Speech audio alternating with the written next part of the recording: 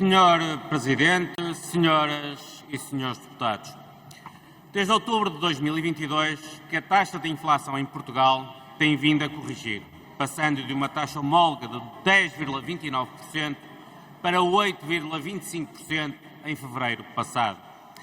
Porém, o abrandamento da subida de preços da generalidade dos produtos não tem sido acompanhado pelos preços dos bens alimentares. Segundo os dados do INE, a taxa de inflação dos produtos alimentares não transformados voltou a subir em fevereiro pelo terceiro mês consecutivo, fixando-se em 20%. É o valor mais elevado em 38 anos. E ainda este mês, a DEC Proteste deu nota que o preço de um cabaz de alimentos essenciais atingiu o valor mais elevado desde que começaram a fazer esta monitorização em 5 de janeiro de 2022.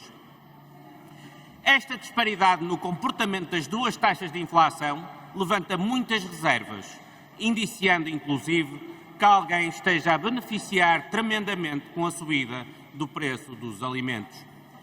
Existem muitas narrativas sobre esta matéria. Os produtores afirmam que o aumento de preços em Portugal se deve muito às margens de lucro obscenas das grandes empresas, sendo que apenas 20% do lucro fica com os agricultores. E esta afirmação é confirmada pelos dados oficiais do INE, considerando que em 2022 os custos de produção de bens de consumo aumentaram apenas 12,5%, pelo que foram muito inferiores à média da subida de 19,9% dos bens alimentares e ao aumento de 25,66% do cabaz alimentar essencial. Depois aparecem as grandes distribuidoras a refutarem essas acusações, afirmando que o setor do retalho alimentar não aumentou as margens de comercialização. Segundo os dados apresentados na semana passada pela ASAI, os alimentos essenciais têm sido vendidos com margens médias de lucro bruto de 20% a 30% em produtos como açúcar branco, óleo alimentar e dourada, de 30% a 40% nas conservas de atum, azeite e couve-coração e de 40% a 50% nos ovos, laranjas, cenouras e febras de porco. No caso da cebola, foram aliás superiores a 50%. Desde setembro, a ASAI intensificou a fiscalização com operações em todo o país, que resultaram na instauração de 51 processos de crime de especulação, bem como na abertura de 91 processos de contra-ordenação.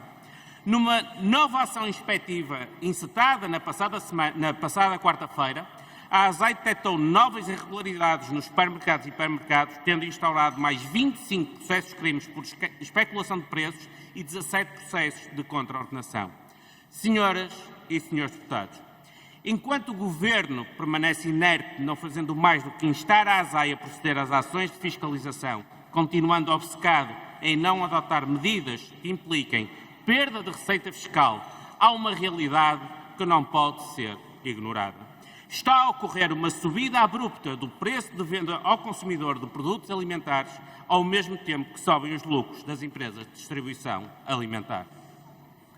Segundo aponta o barómetro anual da DEC Proteste, 75% das famílias portuguesas encontram-se em asfixia financeira, não conseguindo pagar as suas despesas essenciais de comida e habitação, sendo que até 30 de setembro de 2022 a SONAI aumentou os seus lucros em 33% e o mesmo se diga do grupo Jerónimo Martins, cujos lucros reportados à mesma data também subiram 29,3%. Frisamos que não nos causa qualquer repulsa o lucro das grandes empresas e consideramos que a iniciativa privada é o motor da economia de um país. Contudo, à luz de uma repartição justa e equitativa, de uma conjuntura de crise económica, não é, nem pode ser, tolerável que aqueles que não têm que comer sejam sacrificados em prol do aumento dos lucros dos grandes grupos económicos. Para combater esta especulação objetiva, o Chega propõe, entre várias medidas, fixar um limite máximo de 15% na margem de lucro bruta na comercialização de bens alimentares essenciais do cabaz definido pela ASAI, aplicável a todas as empresas distribuidoras de bens alimentares. Uma medida a vigorar durante 6 meses, e apenas 6 meses, podendo a sua aplicação sendo prolongada por igual período de tempo se as circunstâncias que deram origem à sua elaboração se mantiverem. Esta medida tem a vantagem de poder ser implementada rapidamente com benefício direto no bolso dos portugueses e não no bolso do Estado, funcionando muito melhor do que a atribuição de subsídios que só irão contribuir para aumentar a espiral especulativa e retrair o abrandamento da inflação. Compreendemos as críticas mais acérrimas por parte da alguma direita portuguesa, alegando que o nosso projeto de lei interfere com o mercado, mas para o Chega, o direito à alimentação é o mais fundamental dos direitos e deveria estar explicitamente consagrado na Constituição da República Portuguesa. Sem este direito, o indivíduo não tem autonomia, liberdade, saúde, nem sequer dignidade. Aliás, sem este direito, o indivíduo não consegue viver. Ademais, a economia de mercado só encontra o seu pleno funcionamento num ambiente de concorrência perfeita, o que não acontece em Portugal. Quer seja no setor dos combustíveis, em que mais de 95% do mercado é controlado por 5 gasolineiras, quer seja no setor da energia, em que mais de 90% do mercado é controlado por 4 operadores, quer seja no setor das telecomunicações, em que mais de 95% do mercado é controlado por 3 operadores, quer seja no setor da banca, em que mais de 75% do mercado é controlado por 5 bancos, quer seja no setor da distribuição alimentar, em que 5 operadores concentram quase 80% das vendas. E são estes 5 operadores que controlam a designada cadeia de valor e que, através da sua posição dominante, têm o poder de concertar preços de mercado, forçando muitas vezes os produtores a reduzir margens de lucro ou a tolerar condições desvantajosas por não disporem de alternativas. Esta constatação não é comunista, não é socialista. Esta constatação é realista. Aliás, ainda no ano passado, a Autoridade da Concorrência sancionou em mais de 80 milhões de euros a Auchan, o Lidl, o Modelo Continente e o Pingo Doce, juntamente com um fornecedor comum de sumos, néctares e refrigerantes e 2 responsáveis individuais por terem participado num esquema de fixação de preços de venda ao consumidor dos produtos daquele fornecedor. Senhoras e senhores deputados, o Estado tem o dever, enquanto órgão regulador, de corrigir os abusos de mercado, sem tibiezas ou tabus ideológicos. Não vale a pena continuarmos a culpar a guerra da Ucrânia, porque manifestamente isso não resolve os problemas de sufoco financeiro das famílias portuguesas.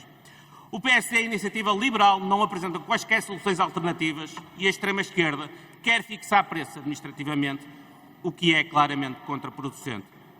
A verdade é que o argumento de crise económica só funciona para alguns, os que conseguem aproveitá-la para multiplicar a sua riqueza. E o que está a acontecer é inaceitável, é injusto e é impiedosa transferência de vantagens económicas daqueles que vivem apenas do seu trabalho para aqueles que controlam as cadeias produtivas de distribuição de bens de venda ao público. Muito obrigado. Sr. Deputado João Moura, agradeço a questão. Bom, começando pela última questão que levantou, a diferença entre a limitação de margens e a limitação de preços é que a limitação de preços não existe o diferencial entre o custo, digamos, e a venda. E basicamente a tabulação de preços pode realmente surgir numa situação de dumping, em que realmente os preços de venda possam ficar mais baixos que os preços, digamos, de aquisição. Enquanto as margens não, as margens são limitadas. E, portanto, é essa a grande diferença. E, aliás, Sr. Deputado, não estranho tanto esta questão de limitação de preços dos combustíveis, dos alimentos, porque na questão da limitação das margens de lucro dos combustíveis, o PSD não votou contra. E, portanto, admira-me realmente agora essa grande questão de realmente levantar a questão do comunismo, quando realmente na questão da limitação das margens de lucro dos combustíveis, o PSD não votou contra. Há uma coisa que também gostaria de lhe transmitir, Sr. Deputado. O Chega não faz política para servir ideologias. O Chega faz política para servir pessoas. E essa é a nossa grande diferença para os restantes partidos que estão aqui neste Parlamento. E, portanto, nós acharemos que as medidas serão as mais adequadas mediante o ambiente, digamos, que neste momento se cria, o ambiente político e o ambiente económico que realmente se cria à volta desta crise. Obviamente que Portugal vai passar por uma crise muito difícil, obviamente já percebemos que tudo o que está de arrecada não devolve aos portugueses, e essa é a grande questão.